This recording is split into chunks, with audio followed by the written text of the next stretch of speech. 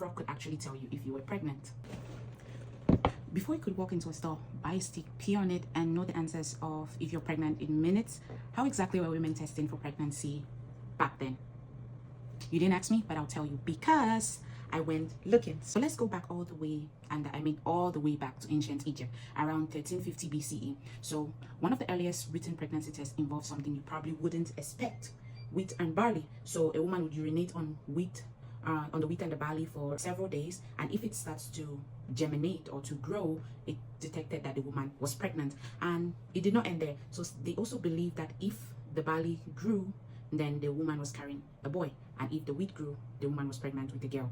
Now, the baby prediction was not exactly accurate, but the pregnancy prediction was pretty close. It was really accurate, because centuries later, researchers actually tested this method, and they found out that a pregnant woman's urine actually made the seeds to grow much faster, just like we use fertilizers for our plants to grow. So somehow 1,000 years ago, they were able to notice something that was real. And fast forward to Europe during the Middle Ages, and the urine test was still doing the heavy lifting. So some practitioners tried to identify pregnancy by examining its color and its appearance. Some of them even mixed it in wine to see what happened. So they were experimenting just to know if a woman was pregnant or not. And then by the 1920s, scientists discovered something much more important. Pregnant women's urine contains something they called HCG, the hormone HCG.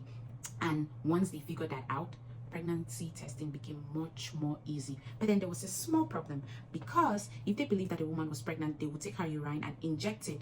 Or if they wanted to test if a woman was pregnant, they had took her urine, injected it into an immature mice or rat, and then they examined the biological reactions that it had on the animal.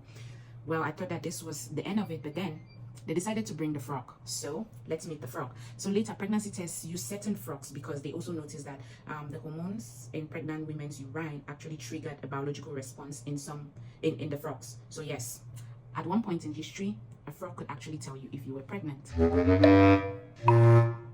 Anyways, so eventually scientists developed ways to detect HCG without using animals.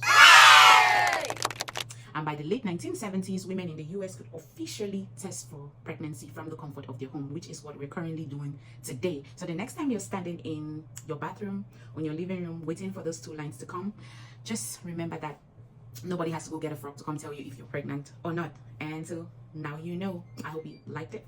Bye.